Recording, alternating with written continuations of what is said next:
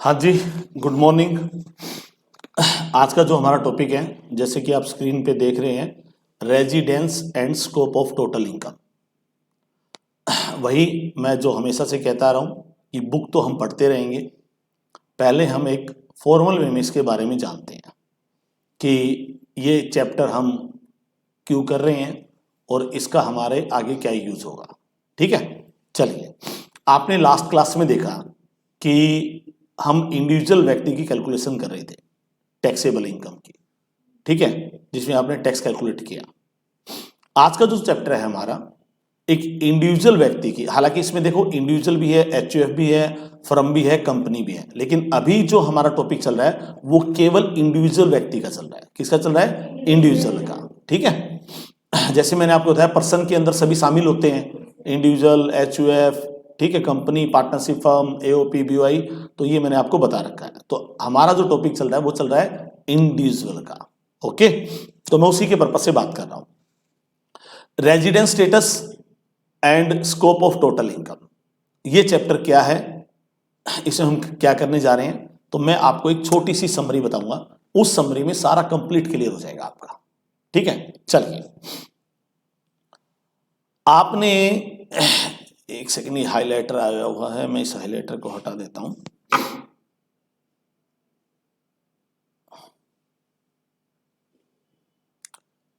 Highlighter use हो रखा है, तो एक बार इसको मैं हाइलाइटर से पेन पे लेके आ जाता हूं।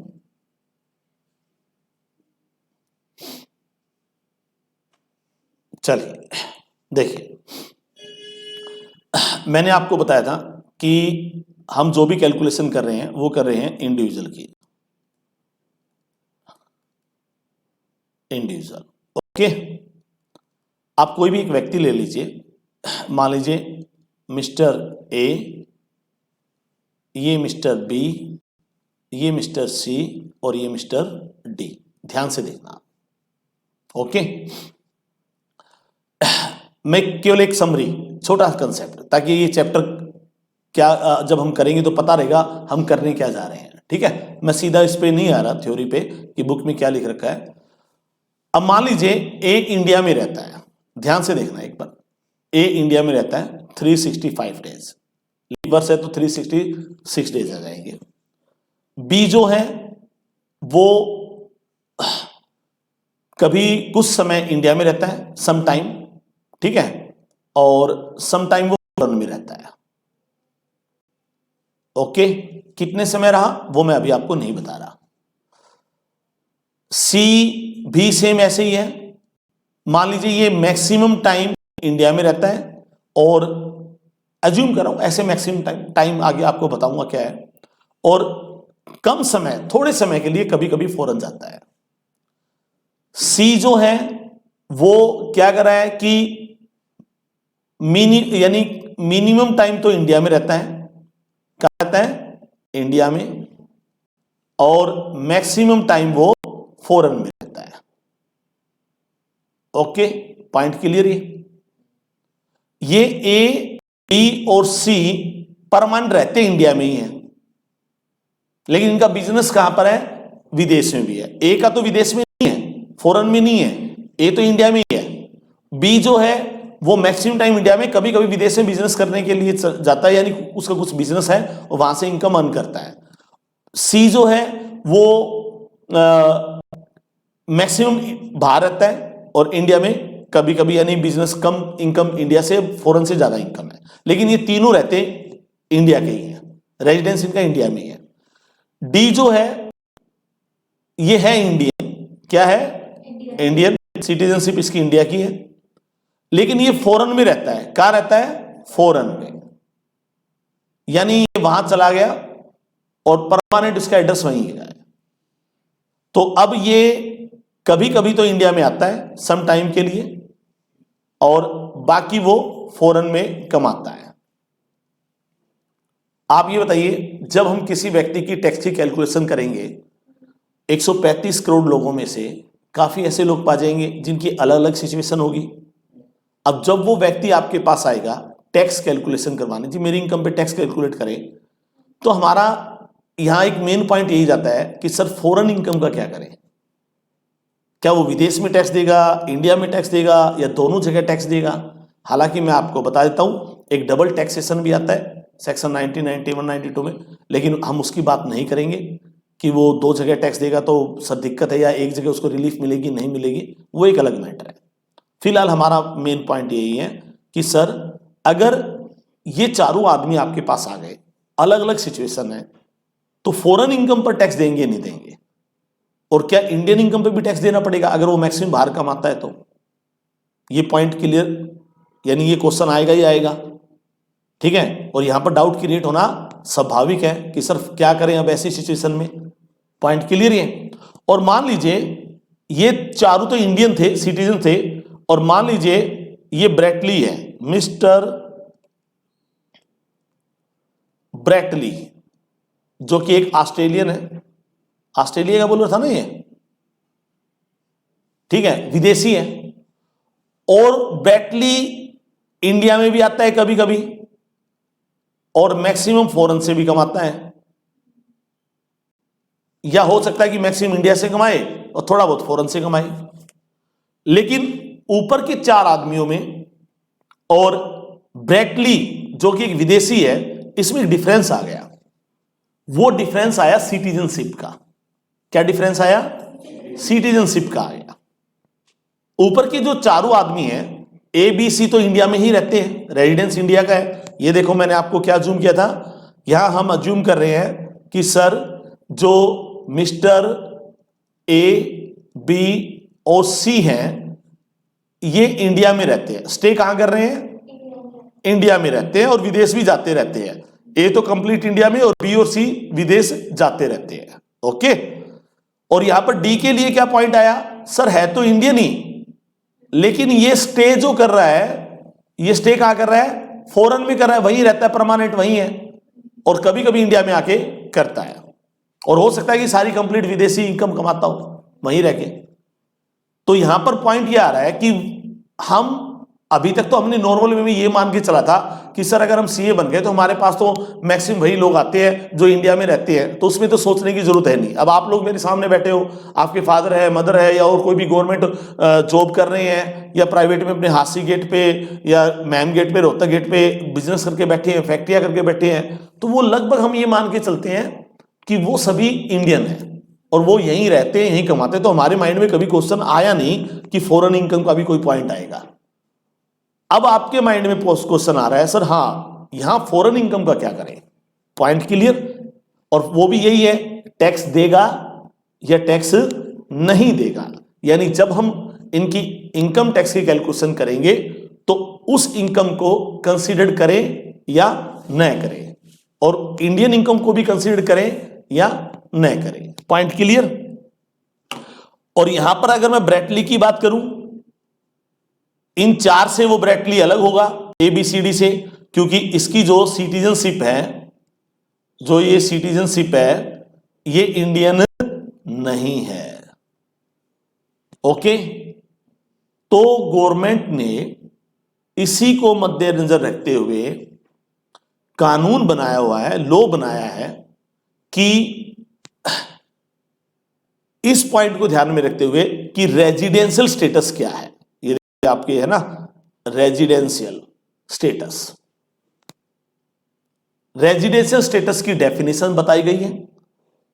बताया गया है कि किस व्यक्ति को क्या माना जाएगा। जैसे इसमें बता रखा है ordinary, not ordinary, non residence, ये हम आगे बात करेंगे। तो कब कौन सा व्यक्ति ऑर्डिनरी कहलाएगा, कब कौन सा व्यक्ति नॉट ऑर्डिनरी कहलाएगा, और कब कौन सा व्यक्ति नॉन रेजिडेंस कहलाएगा। इसमें एक डीम्ड भी है, डीम्ड रेजिडेंस। तो कहने का मतलब चार टाइप के आपको बता रखे हैं। तो हमें कैसा पता लगेगा कि सर कौन सा व्यक्ति तो ऑर्डिनरी में आएगा, कौन सा व्यक्ति नॉट ऑर्डिनरी में आएगा, और कौन सा व्यक्ति नॉन रेजिडेंस में आएगा, कौन सा व्यक्ति डीम्ड रेजिडेंस में आएगा। फिर आने के बाद भाई मान लो पता लग गया भाई ये व्यक्ति रेजिडेंस है या नॉट ऑर्डिनरी है या ऑर्डिनरी है या डीम्ड है, पता लग गया। फिर उसके बाद सर किस किस इनकम पर वो व्यक्ति टैक्स देगा। पॉइंट क्लियर है। तो यही हम इस चैप्टर में कर रहे हैं। पहला पॉइंट क्या आता है? रेजिडेंस, और उसके बाद कहता है स्कोप ऑफ टोटल इनकम, कि हर सिचुएशन में, अलग अलग सिचुएशन में वो अपनी इनकम को कैसे कैलकुलेट करेगा। क्योंकि जब आप लोग सीए बन जाओगे तो नेचुरल बात है अपना खुद का ऑफिस करेंगे, तब व्यक्ति आ सकते हैं, कोई भी आ सकता है, तो बता सकता है जी मैंने फॉरेन में भी कमाया है पैसा, तो आपको फिर उसका पता होना चाहिए कानून हमारा क्या कहता है इसके रिगार्डिंग। क्लियर? ये पहला पॉइंट क्लियर कि इस चैप्टर को कर क्यों रहे हैं, इसमें क्या चीजें आएंगी। ठीक है, ये छोटी सी जो समरी होती है ना चैप्टर स्टार्ट करने से पहले, ये संजीवनी बूटी होती है।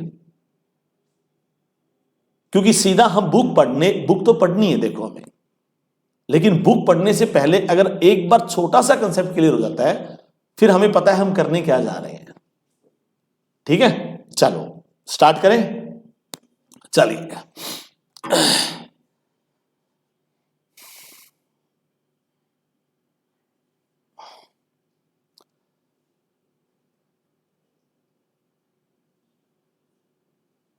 चलिए देखिए, मैं अब जो आपको करवाने जा रहा हूं, मैं यहां कोई डेफिनेशन ही नहीं लिखूंगा, वो तो हम बुक में पढ़ लेंगे। मैं वही इस चैप्टर के अपने तरीके से चार्ट के थ्रू आपको समझाऊंगा, आपको उसको समझना है, फिर थ्योरी करने में आपको कोई दिक्कत नहीं आएगी, आप बिल्कुल इजीली थ्योरी कर सकते हैं। ठीक है, चलिए तो हमारा टॉपिक क्या रहेगा? Residential status.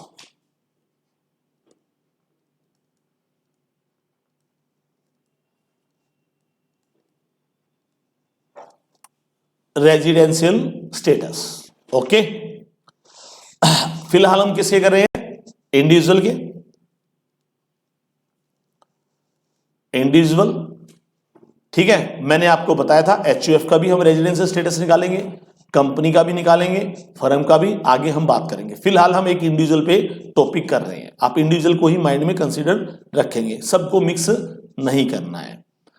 सेक्शन मैं आपको बता देता हूं, इसके अंदर आता है सेक्शन 6 सब सेक्शन 1 में ये आता है। ठीक है, चलिए एक इंडिविजुअल व्यक्ति के रेजिडेंशियल स्टेटस को दो भागों में बांटा गया है, एक रेजिडेंस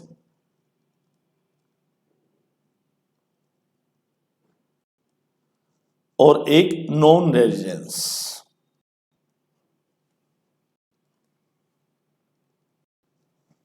रेजिडेंस को आगे दो भागों में बांटा गया है,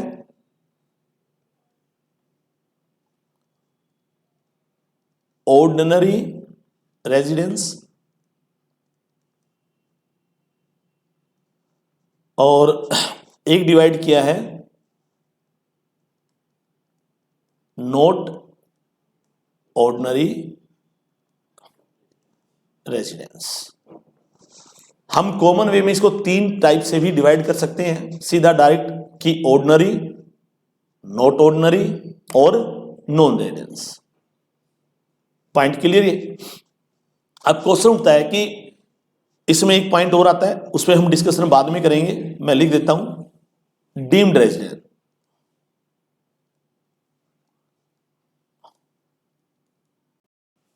इसके लिए एक सेक्शन नया सरकार ने इसमें इंक्लूड किया है, सेक्शन 6(1)(a). कई बच्चे मुझे कहते हैं सर सेक्शन को याद कैसे करें, तो आपको ज्यादा टेंशन लेने की जरूरत नहीं है। सेक्शन 1 to 298 तक स्टेप बाय स्टेप डिफाइन किए गए हैं, आपको हर चैप्टर में पता लग जाएगा, कोई मिक्स नहीं किए गए सेक्शन को। आप जैसे जैसे चैप्टर करते जाएंगे वो सेक्शन बढ़ते जाएंगे, यानी ये नहीं कि पहले चैप्टर में एक से पहला है, फिर 8वां सेक्शन है, फिर 110वां सेक्शन है, फिर 120वां सेक्शन है, ऐसा नहीं है। तो वो मैं आपको बता भी दूंगा, वो आसान होगा याद करने में कि किस तरीके से हम उसको याद करेंगे, वो बाद में करेंगे। अभी आपको केवल रीड करना है, ठीक है। सेक्शन पे दिमाग में आपके बैठे तो ठीक है, ना बैठे तो कोई भी दिक्कत नहीं है, वो तरीका मैं आपको आगे बता दूंगा, ठीक है। तो अभी अब हम जो बात कर रहे हैं, अभी हम केवल एक रेजिडेंस की बात करेंगे, एक नॉन रेजिडेंस की बात करेंगे। यानी मैं डीम्ड को अभी कंसिडर नहीं कर रहा, इसके बारे में हम बाद में बात करेंगे। पॉइंट क्लियर है? अब बारी आती है सर रेजिडेंस में ऑर्डिनरी, यानी हम इसको ऐसे भी वर्ड यूज कर सकते हैं, resident but ordinary resident. Resident but not ordinary resident, और एक आता है नॉन रेजिडेंस। और कौन व्यक्ति रेजिडेंस होगा, ऑर्डिनरी होगा, नॉट ऑर्डिनरी, ये डिपेंड करता है कि वो इंडिया में कितने समय के लिए रहा। और आपको पता है इनकम टैक्स, इसके ये करने से पहले आपके माइंड में पिक्चर क्लियर होनी चाहिए कि हर व्यक्ति जो इनकम टैक्स की आईटीआर रिटर्न फाइल करता है वो हर साल करता है। तो हमारे माइंड में पिक्चर क्लियर होनी चाहिए कि फिलहाल हम किस ईयर की टैक्स की कैलकुलेशन की बात कर रहे हैं। तो आपके सीए इंस्टीट्यूट ने कौन सा ईयर डिक्लेयर कर रखा है अभी फिलहाल? आपका कर रखा है प्रीवियस ईयर 21-22, या फिर हम इसको क्या कह सकते हैं, असेसमेंट ईयर 22-23। बात बराबर ही है दोनों। तो हम फिलहाल इसकी बात करें प्रीवियस ईयर 21-22 या 22-23, कुछ भी कह लीजिए, इसको असेसमेंट ईयर कहेंगे तो 22-23 आता है। तो हम बात कर रहे हैं कि सर 21-22 में, अब ये जो मैं आपको आगे कंडीशन बताऊंगा उस कंडीशन में बस एक ही पॉइंट ध्यान में रखा है कि वो इंडिया में कितने दिन रहा, इंडिया में कितने दिन रहा, स्टे किया। कोई डाउट? क्लियर? ठीक है। तो इसके लिए हमारी जो पहली सिचुएशन आती है वो आती है बेसिक कंडीशन। क्या आती है? Basic condition. बुक की नॉलेज हम बाद में करेंगे, मैं पहले एक सिंपल वे में बता रहा हूं ताकि आपके कंसेप्ट क्लियर हो जाए। तो बेसिक कंडीशन दो है हमारी। पहली बेसिक कंडीशन क्या है वो ध्यान से देखें। फर्स्ट बेसिक कंडीशन कि प्रीवियस ईयर 21-22 में वो मिनिमम 182 डेज और मोर स्टे इन इंडिया।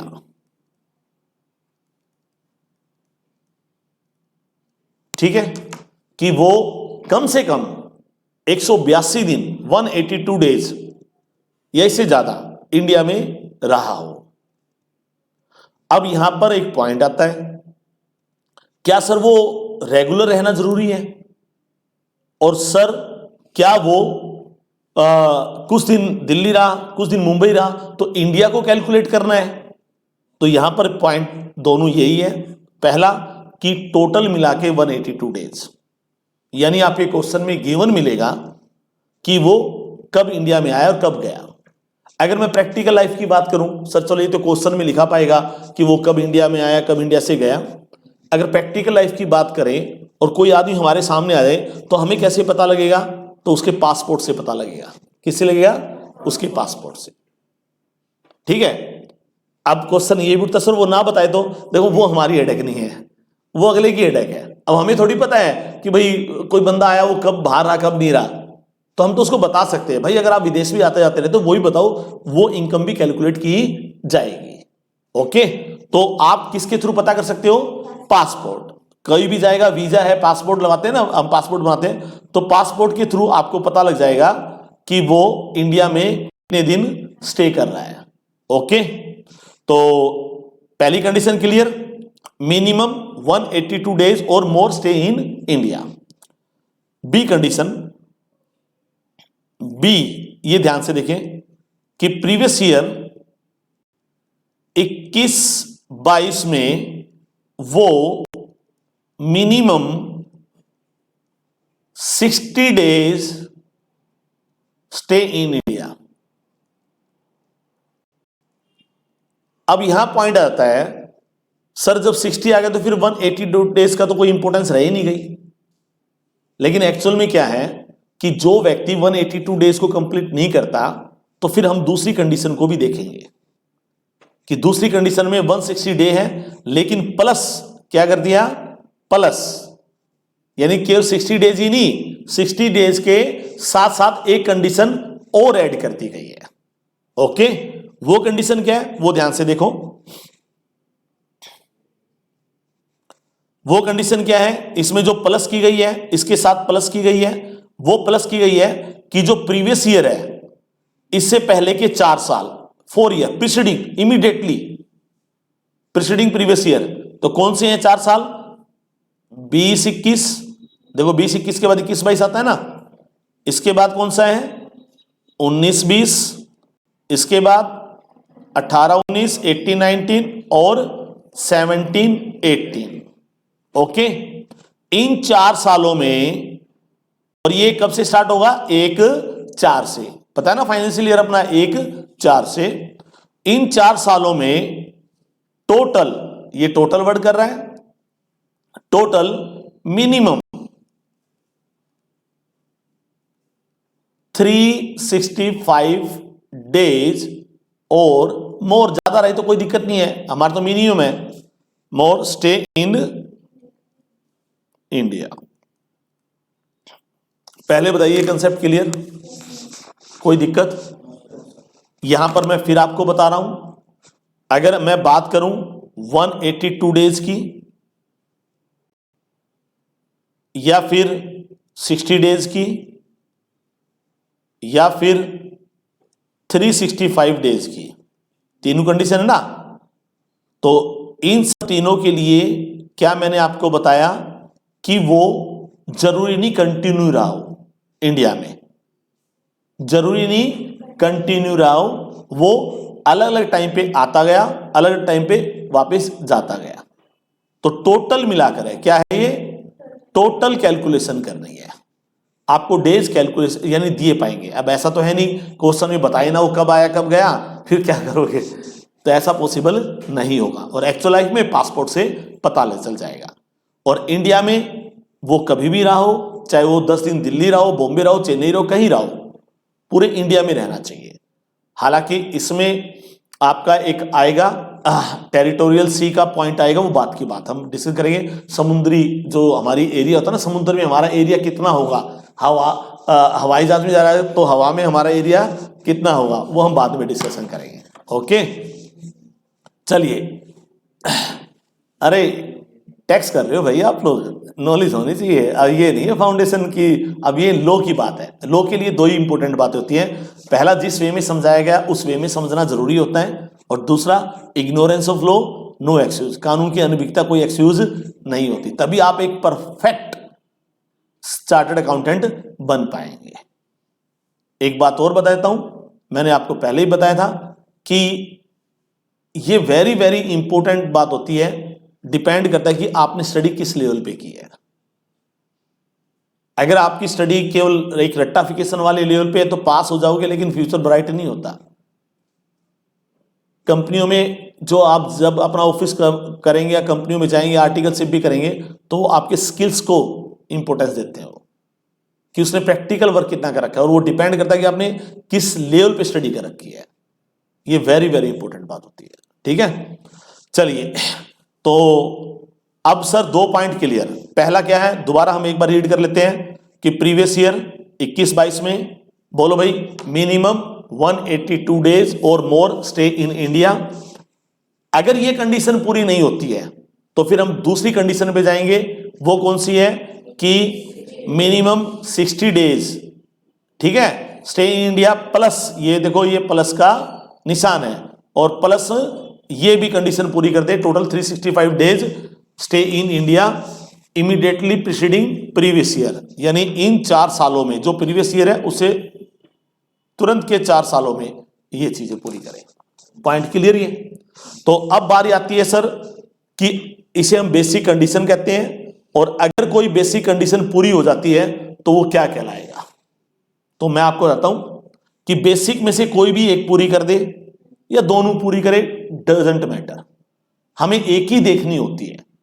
और अगर मैं क्वेश्चन की बात करूं कि सर हमें कौन सी देखनी चाहिए पेपरों में, तो नो डाउट सबसे पहले आप 182 डेज को ही देखो, ये आसान होता है क्योंकि ये केवल प्रीवियस ईयर से रिलेटेड होता है। पॉइंट क्लियर, सबसे आसान है। तो इन दोनों में से कोई भी एक पूरी करे या बोथ पूरी करे, मैं यहां लिख रहा हूं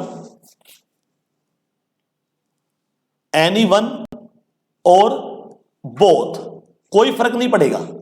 कभी आप सोचो सर एक कर ली और एक ने बोथ कर ली, एक ने एक की दूसरी नहीं की, हमारा ये कोई क्वेश्चन ही नहीं है।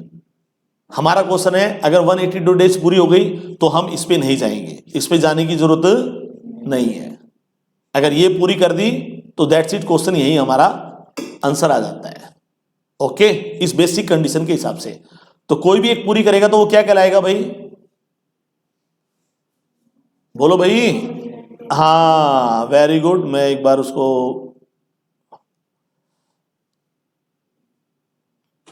रेड पेन ले लेता हूं।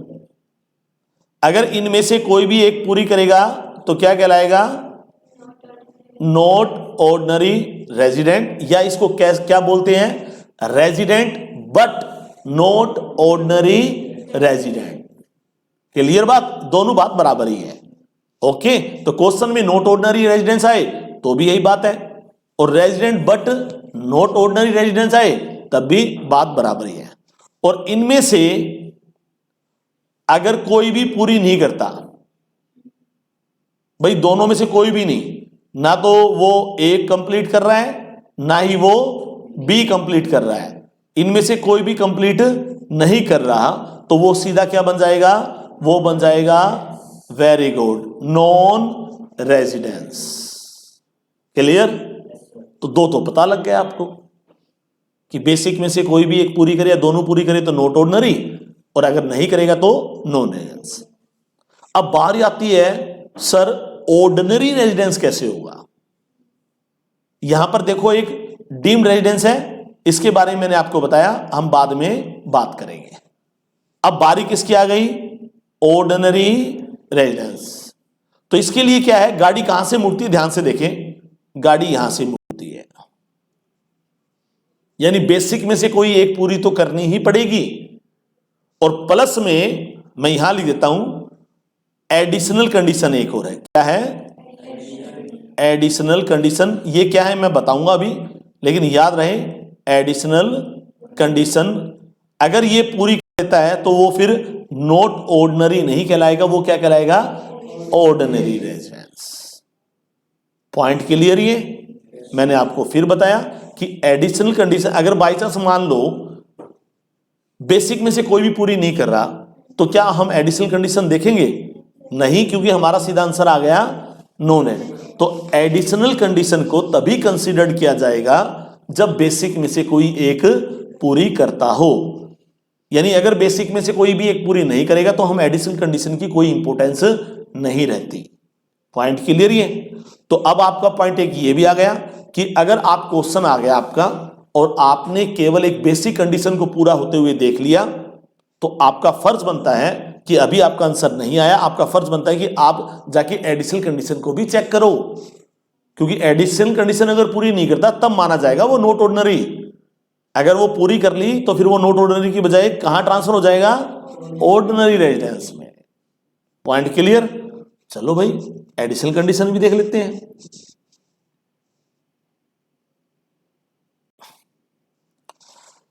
यहां हमारी आती है भाई additional condition.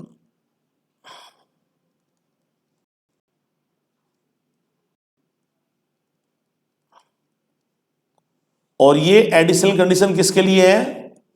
Only for ordinary residence.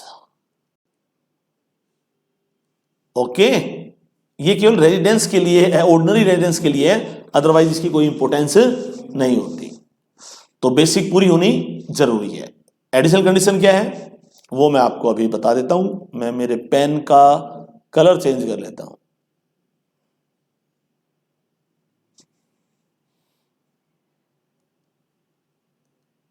चलिए, पहला कि करने से पहले एक बात बताता हूं, एडिशनल कंडीशन का प्रीवियस ईयर से कोई लिंक नहीं है, पहली बात, तभी तो इसकी इंपोर्टेंस को हटा दिया गया। ये क्या है? प्रीवियस ईयर से पहले के, यानी प्रीसीडिंग प्रीवियस ईयर। ओके, तो पहली कंडीशन क्या है मैं आपको बताता हूं कि प्रीसीडिंग प्रीवियस ईयर 21-22, यही था ना हमारा। 21-22 से पहले के 7 ईयर में, कितने ईयर में? 7 ईयर में टोटल, मैं टोटल इसलिए कर रहा हूं क्योंकि वो रेगुलर रहना जरूरी नहीं है, टोटल, फिर कर रहा हूं मिनिमम, मिनिमम कितने दिन, 730 डेज स्टे इन इंडिया। तो कौन से 7 साल हैं, पहले भाई कैलकुलेट कर लेते हैं, 7 ईयर को कैलकुलेट कर लेते हैं कि 21-22 से पहले के 7 साल कौन कौन से हैं। 21-22 से पहले के 7 साल भाई बोलो, 20-21 वेरी गुड, 19-20, 18-19, 17-19, 18, 16-17, 15-16, देखना हो गए क्या, 3 और 3 6 हुए हैं, 14-15। यानी जब आप क्वेश्चन करो आप इसको याद कर लो कि 7 ईयर 14-15 से स्टार्ट होते हैं, ये याद रहना चाहिए आपको, इसमें कैलकुलेशन करने की जरूरत नहीं होती। इसको पता होना चाहिए कि हमारा फिलहाल 21-22 चल रहा है, एग्जाम 21-22 के हिसाब से आएंगे, तो हमारे ये 7 साल ही होते हैं, ठीक है। तो ये 7 ईयर है, 1 2 3 4 5 6 और 7, इन 7 सालों में टोटल मिलाकर कितने दिन रहना चाहिए इसको, 730 दिन मिनिमम होना चाहिए, उसे ज्यादा रहे कोई दिक्कत वाली बात नहीं है। अब इसमें एक तुरंत बात बता दूं, इसकी कैलकुलेशन करना हमें यहां लग रहा है बहुत हैवी है, 7 साल देखने पड़ेंगे, लेकिन ये सबसे आसान होती है। क्योंकि अगर आपको ये कहेगी वो पहली बार इंडिया से गया था 2018-19 में, कहां गया था, 18-19 में पहली बार आउट गया, ये भी 18 ये 19 है, वो पहली बार इंडिया से बाहर गया, तो इसका मतलब 365 ये था, 365 ये था, हो गई बात पूरी, कुछ करने की जरूरत है ही नहीं। अगर ये कह दे कि वो मान लीजिए, मैं एक बार एग्जांपल ले रहा हूं, 100 दिन यहाँ रहा या नहीं रहा, या नहीं रहा, 120 दिन यहाँ रहा या नहीं रहा, 365 यहाँ रहा और 360 दिन यहाँ रहा, आंसर आ गया इसमें भी। जरूरी नहीं कि वो रूटीन में रेगुलर रहा हो, कंटिन्यू रहा हो, इसमें देखो वो बीच बीच में गायब भी था। तो टोटल मिला के इन सब का, ये टोटल की बात कर रहा है, ये टोटल आपके ये कंडीशन पूरी होनी चाहिए, कितना, मिनिमम 730 और पाओ कि भाई 730 दिन या इससे ज्यादा दिन इंडिया में रहा हो, कंटिन्यू की कहीं कोई बात नहीं चल रही। कोई डाउट, चलिए अगला पॉइंट और करवा देता हूं इसका, बी पॉइंट कंडीशन का क्या, वही है, ये भी प्रीसीडिंग प्रीवियस ईयर से पहले की है, क्या कि प्रीसीडिंग प्रीवियस ईयर 21-22, यानी ये 21-22 से तो रिलेटेड है ही नहीं। ओके, तो क्या है इसकी कि प्रीसीडिंग ईयर 21-22 से पहले के 10 ईयर, कितने, 10 ईयर में एनी 2 ईयर, कोई भी 2 साल, वो क्या रहा हो इंडिया में, वो इंडिया में बेसिक कंडीशन पूरी करता हो, क्या करता हो, बेसिक कंडीशन। और बेसिक कंडीशन क्या थी, पहली थी 182 डेज और दूसरी क्या थी 60 डेज और प्लस में 365 डेज, ठीक है, और वो भी प्रीसीडिंग 4 ईयर में। मैं यहां लिख देता हूं ब्रैकेट में, क्या, प्रीसीडिंग 4 ईयर, ये वही बेसिक कंडीशन है। तो इसका मतलब एनी 2 ईयर में क्या पूरी करता हो, बेसिक कंडीशन को वो कंप्लीट करता हो। तो अगर मैं ऊपर वाले क्वेश्चन में लूं तो ये देखो 365 360 हो गया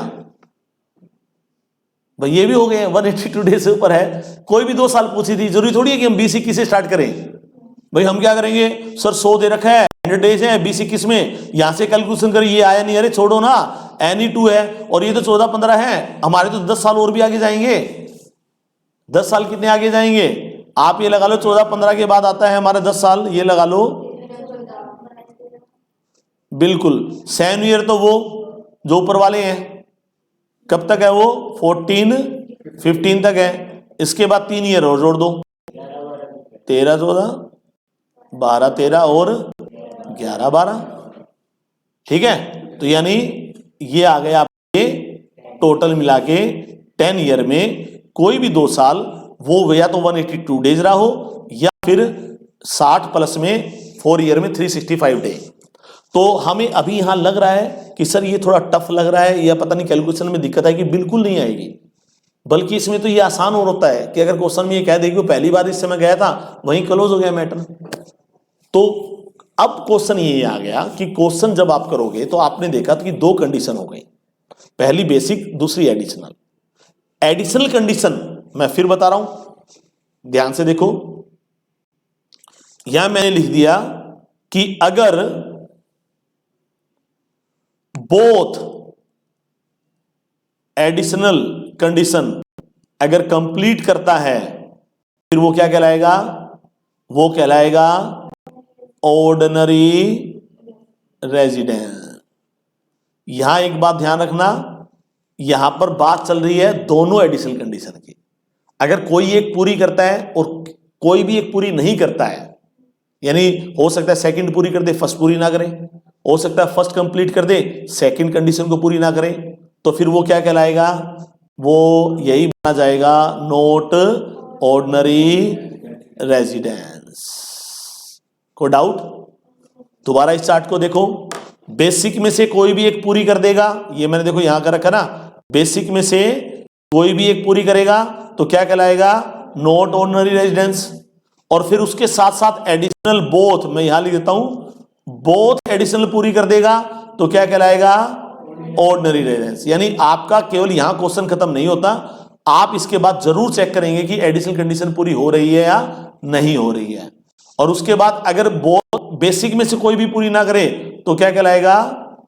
नॉन रेजिडेंस। ओके, तो इसके लिए एडिशनल कंडीशन देखना इंपॉर्टेंट नहीं है, कोई महत्व नहीं है कि भाई बेसिक में से कोई पूरी नहीं की फिर हमें एडिशनल पे जाना ही नहीं है।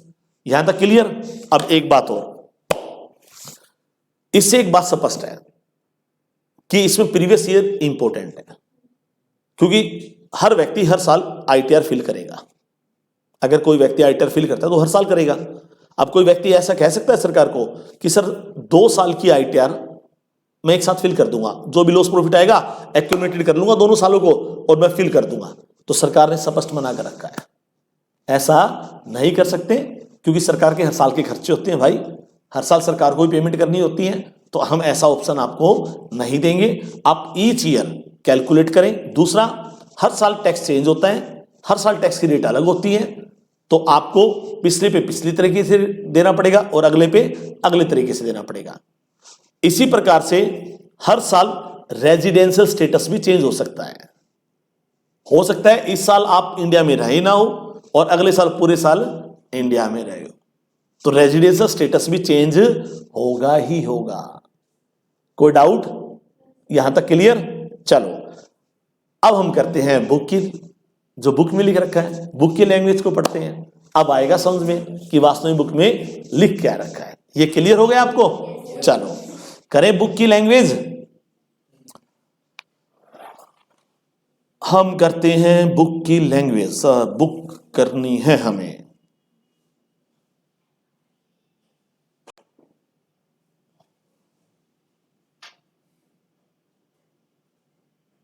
चलिए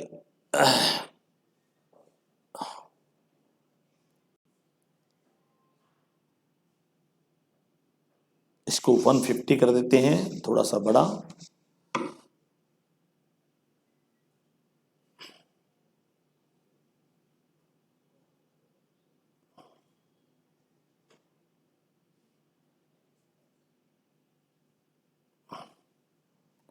हाँ भाई देखिए एक बार इसमें,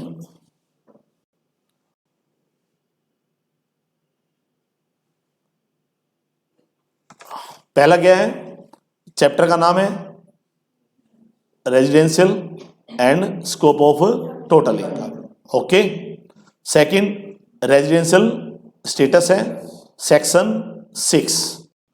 और अभी तो हमने ये डिसाइड किया है कि कौन कौन व्यक्ति क्या हो सकता है, उसके बाद डिसाइड करेंगे कि अब फॉरेन इनकम पे टैक्स दें या ना दें। इंडियन इनकम पे तो टैक्स लगेगा, मैं एक ऐसे इनडायरेक्ट रूप से बता रहा हूं आपको, हालांकि रूल रेगुलेशन है, फिर भी इंडियन इनकम पे तो टैक्स लेगी ही लेगी।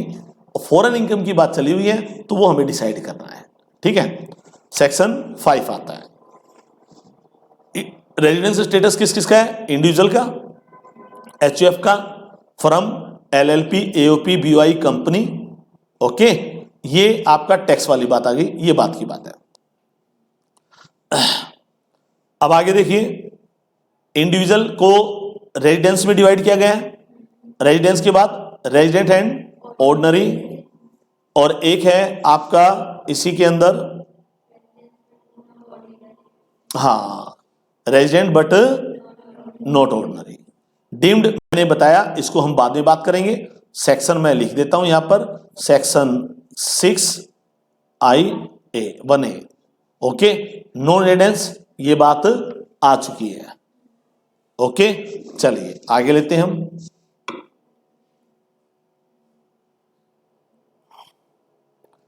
Page number 3।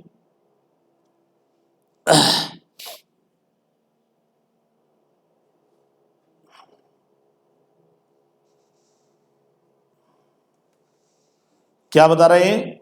Residence status section 6 कहता है the incidence of the tax of any SSC depend upon the his residential status under the act. Point clear? For all purpose of income tax, taxpayer are classified into 3 broad categories on the basis of their residential status. पहला है residence and ordinary resident, एक है resident but not ordinary residence, और एक है non residence. मैंने करवा दिया ये तीनों चीजें, आ गई समझ में? चलो आगे करते हैं। ये चार्ट आप कर लेना, इस चार्ट में जो चीजें दे रखी हैं यही वही बता रखा है। ये आपका देखो रेजिडेंशियल स्टेटस है, section 6 individual, HUF, firm, AOP और बीओआई। इसमें आप याद रखना केवल रेजिडेंस और नॉन रेजिडेंस रहेंगे, इसके अंदर आपको यानी डीम्ड या ऑर्डिनरी या नॉट ऑर्डिनरी की जरूरत नहीं पड़ेगी, ठीक है। और रेजिडेंस में देखो आपको बताया है दो आगे कि रेजिडेंट ऑर्डिनरी और रेजिडेंट बट नॉट ऑर्डिनरी। और याद रखना डीम्ड दे रखा है, और डीम्ड का रिलेशन किससे बता रखा है? नॉट ऑर्डिनरी से। ये बाद में बात करेंगे, नया सेक्शन जोड़ा है। नॉन रेजिडेंस आपको पता ही है। चलो भाई, पेज नंबर 4।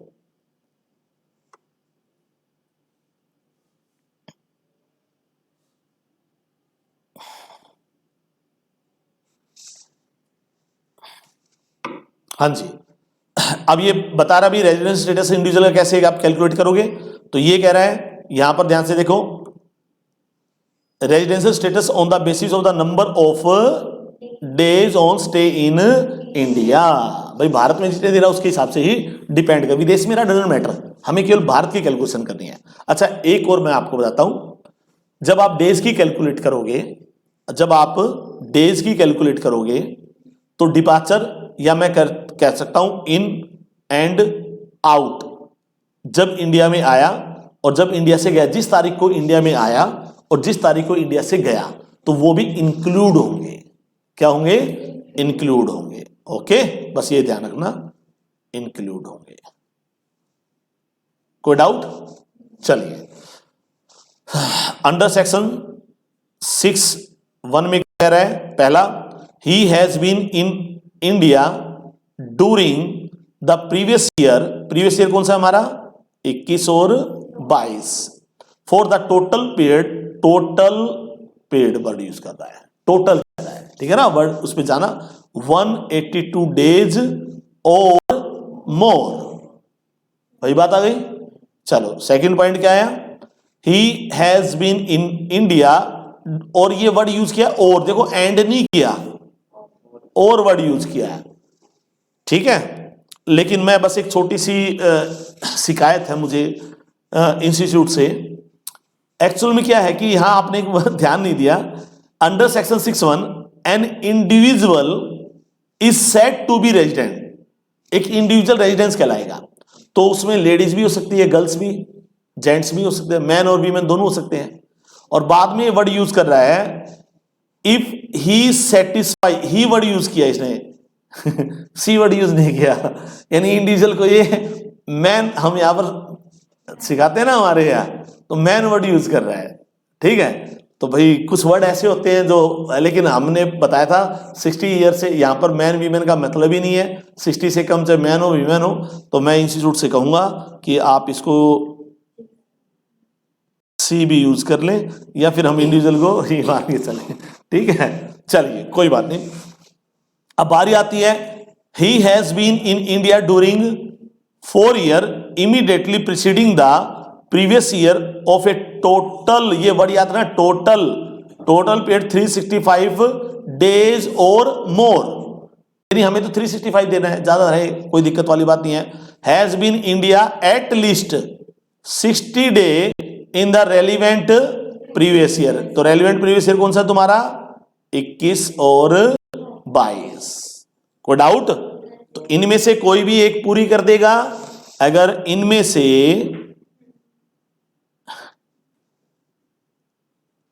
एनी वन और बोथ करेगा तो क्या कहलाएगा, नॉट ऑर्डिनरी रेजिडेंस। कोई डाउट? और अगर इनमें से कोई भी पूरी नहीं करता, ए और बी कोई भी पूरी नहीं करेगा तो क्या कहलाएगा, नॉन रेजिडेंट। क्लियर? चलिए आगे बारी आती है आपकी,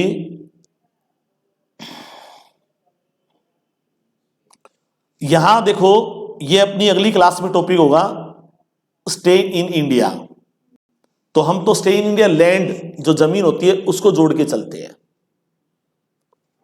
लेकिन इसे 12 नॉटिकल माइल्स, मैं आपको यही बता देता हूं, कोई ज्यादा इसमें गहराई में जाने की जरूरत नहीं है।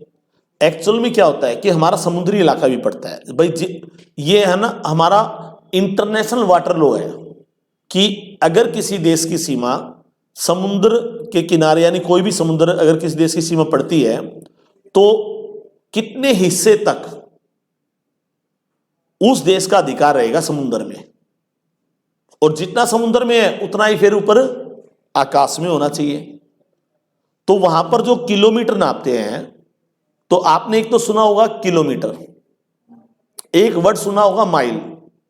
आप क्रिकेट देखते हैं तो किलोमीटर लगभग मान लो 149 किलोमीटर, और माइल आती है 88 माइल्स होती है ना।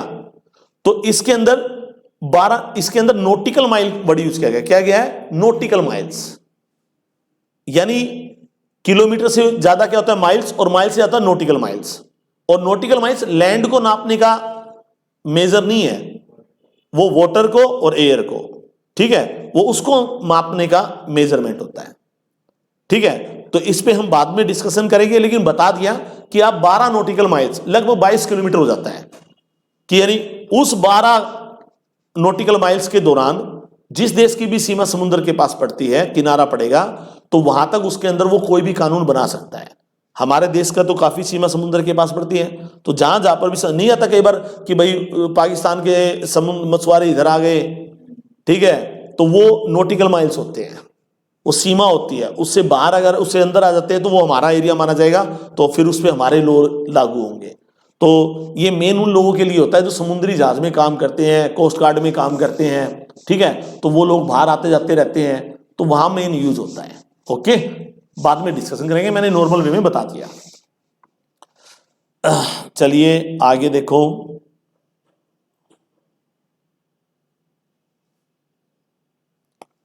हालांकि इसमें एक्सेप्शन केस भी आता है। एक्सेप्शन केस क्या है मैं आपको बता देता हूं, यहीं पर ही बता देता हूं, वहां जाने की जरूरत नहीं है। जो ये सेकंड कंडीशन है ना, ये जो आपकी सेकंड कंडीशन है, ये कुछ लोगों पर अप्लाई नहीं होती, उन पे केवल यही अप्लाई होती है। वो आता है एक्सेप्शन केसेस पे। जैसे मैंने आपको बताया था ए बी सी और डी बताया था ना, डी, और एक ब्रेटली बताया था। तो ये कुछ लोगों पे अप्लाई होती है जो बाहर रहते हैं, तो इस पे भी हम कल डिस्कशन करेंगे। अभी आपका टॉपिक यही है बस कि केवल इतना ही है। कल हम डिस्कशन करेंगे इसके एक्सेप्शन केस पे, स्टे इन इंडिया पे, इन पे हम कल डिस्कशन करेंगे। अभी हम इसी पे कर लेते हैं जो अभी मैंने पॉइंट करवाया है। तो इस पे हम कल करेंगे। एक्सेप्शन केस पे भी हम कल के लिए छोड़ देते हैं कि किन किन लोगों के लिए ये केवल फर्स्ट कंडीशन रहेगी, ये नेक्स्ट टाइम करेंगे। चलिए भाई, पेज नंबर 5। अब यहां देखिए आप,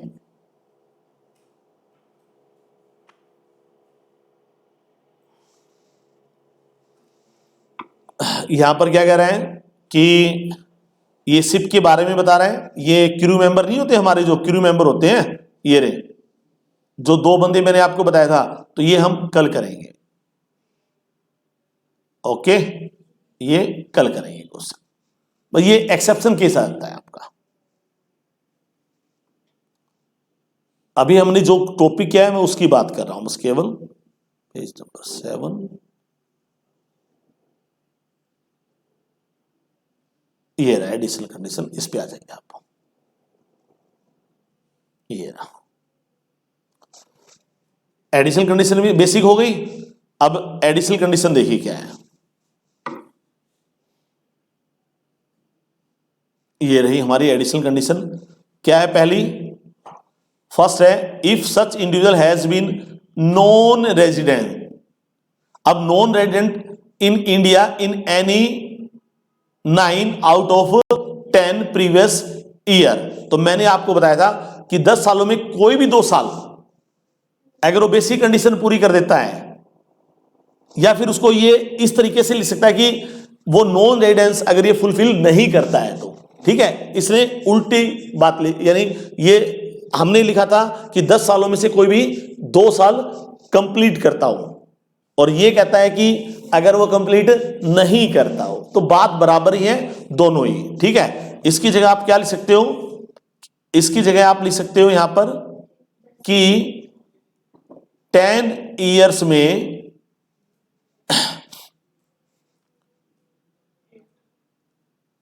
एनी 2 ईयर, कोई भी 2 साल बेसिक कंडीशन कंप्लीट करता हो।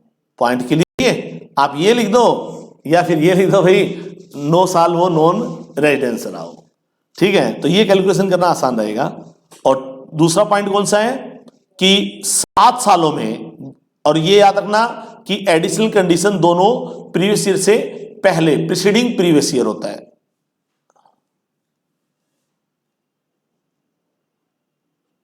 प्रीसीडिंग प्रीवियस ईयर्स, ठीक है ना, इमीडिएटली। तो कितने दिन ना रहा हो, 7 to 9 डेज पूरा कंप्लीट नहीं करता। और जबकि मैंने क्या लिखवाया था आपको कि वो 7 सालों में 730 दिन या उससे ज्यादा इंडिया में रहा हो।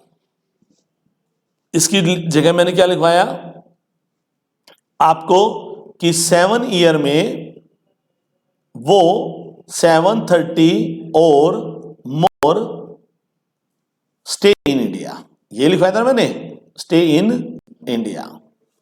और ये जो आपकी है ना, ये जो कंडीशन आ रही है यहां पर, ये देखो, ये जो कंडीशन है ये डीम्ड रेजिडेंस के लिए, किसके लिए है, ये बाद में डिस्कशन करेंगे। मैंने अभी आपको नहीं करवाया, बताया था नई सेक्शन आया है, कौन सा है, 1A, ठीक है। ये हम बाद में डिस्कशन करेंगे, हालांकि इसका थोड़ा लिंक है इससे, लेकिन पहले जब डीम्ड करेंगे ना, जब हमें समझ में आएगा क्या है। तो इस प्रकार से आपने देखा कि अगर किसी व्यक्ति की रेजिडेंशियल स्टेटस निकालनी है तो उसके इंडिया में रहने पर डिपेंड करता है कि कितने दिन रहा हो। इन और आउट को भी शामिल किया जाएगा। 3 कैटेगरी में डिवाइड किया गया है, resident but ordinary, resident but not ordinary और नॉन रेजिडेंस। बेसिक कंडीशन है कि previous year, basic condition previous year से रिलेटेड है कि प्रीवियस ईयर मिनिमम 182 डेज और मोर स्टे इन इंडिया, या फिर minimum 60 debt plus preceding 4 year minimum 365 days stay in India. Basic में से कोई भी एक पूरी करेगा तो क्या कहलाएगा, नॉट ऑर्डिनरी रेजिडेंस, ओके। और बेसिक में से कोई भी पूरी नहीं करेगा, नॉन रेजिडेंस। और अगर दोनों बेसिक पूरी कर दे तो भी नॉट ऑर्डिनरी रेजिडेंस। आंसर पे कोई फर्क नहीं आएगा भाई, एक कंप्लीट करे या बोथ कंप्लीट करे। और ऑर्डिनरी रेजिडेंस के लिए क्या करना पड़ेगा सर, बेसिक में से कोई एक पूरी करें और बोथ एडिशनल करें। तो मैं एक बार लिख देता हूं शॉर्टकट तरीके से ही हमारी उसी में। अब आप मुझे बताते जाना क्या क्या इसमें आएगा।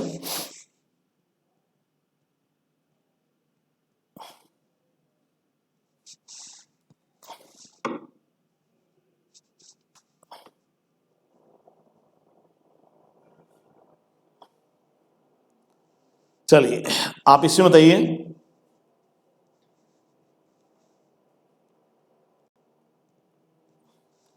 हमारे यहां पर क्या क्या चीजें आई हैं। पहला, रेजिडेंट बट ऑर्डिनरी रेजिडेंट। इसके लिए क्या होगा सर, इसके लिए दो चीजें हैं। पहली, फर्स्ट बेसिक जो कंडीशन है वो फुलफिल करें, ठीक है, वो फुलफिल करें और प्लस में बोथ एडिशनल कंडीशन फुलफिल करें। कोई डाउट? चलो दूसरा पॉइंट क्या है हमारा, रेजिडेंस के बाद है resident but not ordinary resident. इसके लिए क्या है कि सर पहला वही बेसिक कंडीशन है उसको फुलफिल करें, but not fulfil additional condition, क्योंकि अगर वो एडिशनल कंडीशन पूरी कर देगा तो फिर तो वो ऑर्डिनरी बन जाएगा। और तीसरा मैंने आपको बताया था क्या, non resident. Sir non resident के लिए क्या बताया कि वही है कि बेसिक कंडीशन को नॉट फुलफिल ना करें तो वो क्या कहलाएगा, नॉन रेजिडेंस। एडिशनल कंडीशन का कोई इंपैक्ट नहीं पड़ेगा, वो करे तो करे वरना ना करे, डजंट मैटर। ओके। दूसरा मैंने आपको यहां बताया था कि डेज को जब भी हम डेज कैलकुलेट करेंगे तो इन और आउट को भी इंक्लूड करेंगे। दूसरा मैंने आपको बताया था कि टोटल वर्ड यूज किया गया है, इसका मतलब कंटिन्यू रहना जरूरी नहीं है, वो टोटल रहा हो। पॉइंट क्लियर है? चलिए अब मैं एक छोटा सा क्वेश्चन कर लूं, एक क्वेश्चन भी तो करवा लें, क्वेश्चन करना तो जरूरी है। चलो भाई हम क्वेश्चन करते हैं, आपकी बुक में ही दे रखा है क्वेश्चन, हम उसी क्वेश्चन को लेके चलते हैं। आपकी बुक का क्वेश्चन है और बुक के क्वेश्चन को कर लेते हैं। इलस्ट्रेशन नंबर 2 ये रहा, मिस्टर ब्रेटली। और ब्रेटली एक ऑस्ट्रेलियन हो गया, फास्टेस्ट बॉलर नो डाउट, बहुत अच्छा बॉलर था ब्रेटली। क्या कहता है इलस्ट्रेशन नंबर 2, देखो भाई एक बार। ये कहता है ब्रेटली एन ऑस्ट्रेलियन। एक बात बताता हूं, ये हमारे एक्सेप्शन केस में नहीं आएगा, ठीक है। तो इसको आप फिलहाल जो मैंने आपको कराया आप उन्हीं दो कंडीशन को लेके चलें, ठीक है, कोई दिक्कत वाली बात नहीं है। ब्रेटली ऑस्ट्रेलियन क्रिकेटर प्लेयर है और विजिट करता है इंडिया में। आया ना वही केस मैंने बताया था कि बाहर रहता है और कभी कभी इंडिया में आता है, और वो फॉरेन है, एक और इंडियन और एक और फॉरेनर, फर्क है। तो 100 डेज एवरी फाइनेंशियल ईयर, यानी वो हर साल वो 100 डेज के लिए इंडिया में रहता है, ठीक है। तो अगर वो हर साल इंडिया में रहेगा तो फिर इसको हम कैसे करेंगे वो आप ध्यान से देखें। कैलकुलेशन करने के लिए पहले बेसिक कंडीशन आएगी, मैं यही कर देता हूं। आपके क्वेश्चन को 3 भागों में बांटा गया है और फिलहाल मैं बात कर रहा हूं केवल ए की, बी और सी की मैं कल बात करूंगा जब हम एक तो डिम्ड पढ़ लेंगे, क्या पढ़ लेंगे, डिम्ड पढ़ेंगे, और जब हम पढ़ेंगे कौन सा, एक्सेप्शन केस पढ़ेंगे, उसके बाद हमें समझ में आएगा कि ये 2 पॉइंट कैसे निकलेंगे, ठीक है। तो मैं मिक्स नहीं कर रहा, जितना आपने किया पहले मैं उतना ही करवा रहा हूं। चलो भाई ब्रेटली साहब आप आते हैं 100 डेज के लिए। तो अगर मैं प्रीवियस ईयर की बेसिक कंडीशन की बात करूं, बेसिक कंडीशन क्या थी, पहली थी सर प्रीवियस ईयर में 182 डेज ये तो पूरे नहीं कर रहा, नहीं कर रहा ना। चलो सर दूसरी लेते, दूसरी भी तो है ना बेसिक कंडीशन। सर दूसरी क्या है कि भाई प्रीवियस ईयर में कितना दिन था 60 डेज, और ये कितने दिन है, ये तो पूरे कर रहे हैं, यहां पर एक एक पूरी हो रही है अभी। चलो भाई सर दूसरी क्या थी, सर प्लस में था 4 सालों में, 21-22 से पहले के 4 ईयर में, तो 4 ईयर इंटू 100 करोगे तो कितना आ गया 400। अरे ये भी पूरी कर रहा है क्योंकि कितना दिन था वो 365 डेज था, तो इसका मतलब एक तो कंप्लीट पूरी कर दी, बेसिक फुलफिल। तो sir no doubt not ordinary residence तो आ गया, लेकिन अभी हमारा आंसर खत्म नहीं हुआ। सर फिर क्या देखें, फिर देखें सर पिछले एडिशनल कंडीशन। अब हमें चेक क्या करना है, एडिशनल कंडीशन। वेरी गुड, हम एडिशनल कंडीशन को चेक करेंगे। तो पहली एडिशनल कंडीशन क्या है सर, पहली है कि प्रीवियस ईयर से पहले के प्रीसीडिंग प्रीवियस ईयर 21-22 से पहले के 7 सालों में कितने दिन रहा हो 730 डेज और मोर स्टे इन इंडिया। अब वो हर साल कितने दिन रहा 100 डे रहा, तो आप ये देखो 7 इंटू में 100 करो कितने आए, तो क्या वो फुलफिल कर रहा है, नॉट फुलफिल। तो क्या हमें दूसरी भी देखनी जरूरी है अब, नहीं। तो इसका मतलब वो आंसर क्या आ गया, very good, resident but not ordinary resident, या resident and not ordinary resident. तो भाई साहब हमारा जो ब्रेटली है इस पॉइंट ऑफ हिसाब से रेजिडेंट एंड या but ordinary, sorry not ordinary resident, ये हमारा आंसर पहले का आ गया। एक बार नीचे भी चेक कर लेते हैं।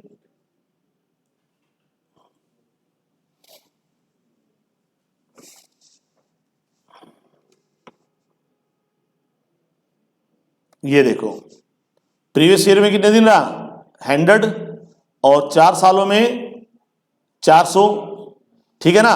तो 60 प्लस वाली फुलफिल कर रहा है, ये आगे 4 साल। तो ये क्या, देखो लैंग्वेज पढ़ो, mister Bradley has been India for a period more than 60 days during the previous year and a period of more than 365 days during the 4 immediately preceding previous year. Therefore, since the satisfies one of the basic condition under section 6 subsection, he has a residence for the assessment. इसने word use किया residence for the assessment year 22-23, और word भी किया resident. अभी इसने answer नहीं बताया कि भाई रेजिडेंट तो डन है, तो रेजिडेंट को 2 भागों में बांटा था, ऑर्डिनरी और नॉट ऑर्डिनरी। तो यानी जब आप इस टाइप का क्वेश्चन आएगा तो आपको क्या लिखना है कि भाई रेजिडेंट तो डन हो गया, अब बस ऑर्डिनरी नॉट ऑर्डिनरी वो देख लेते हैं, नॉन तो है ही नहीं। चलिए आगे क्या करते हैं, इसके लिए फिर क्या देखोगे, एडिशनल कंडीशन।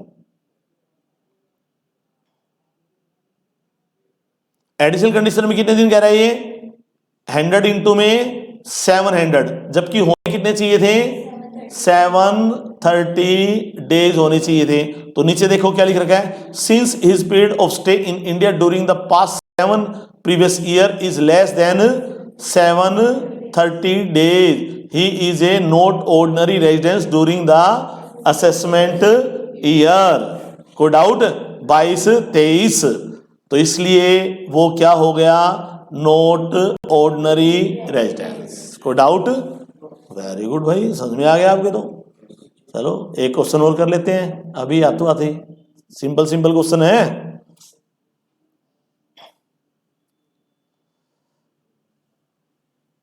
चलिए एक क्वेश्चन और करते हैं, यहीं पर ही कर लेते हैं, आप बता देना मुझे, सिंपल सा क्वेश्चन है।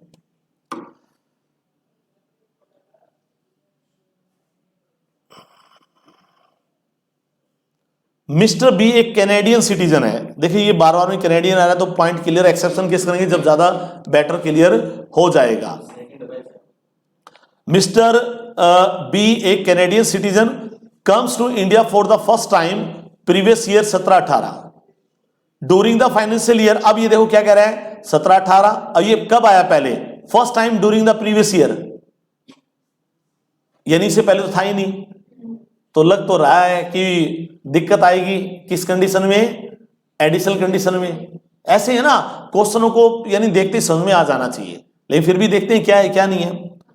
तो ये कितने दिन रहा देखो, 17 18, 18 19, 19 20, 20 21 और 21 22 में टोटल 55, 60 डेज, 90 डे, 150 और 70 डे। 21 22 में 70 डे, तो वो आ गया ना, 182 डेज तो है नहीं, तो 60 प्लस में 365, तो मेरे ख्याल से 365 हो रहे हैं। 55 60 90 150 कैलकुलेट करना, टोटल कितने हुए 3। बताओ भाई, कोई कंडीशन पूरी कर रहा है ये? 60 प्लस में 365 डेज की कंडीशन पूरी कर रहा है ये? 4 ईयर में 365 डे नहीं कर रहा ना, तो क्या हो जाएगा ये? Non resident. Very good, non. उम्मीद करता हूं अच्छे से समझ में आया होगा। मैं फिर बताता हूं, रटने की जरूरत नहीं है, समझना ज्यादा इंपॉर्टेंट होता है। ठीक है, चलिए।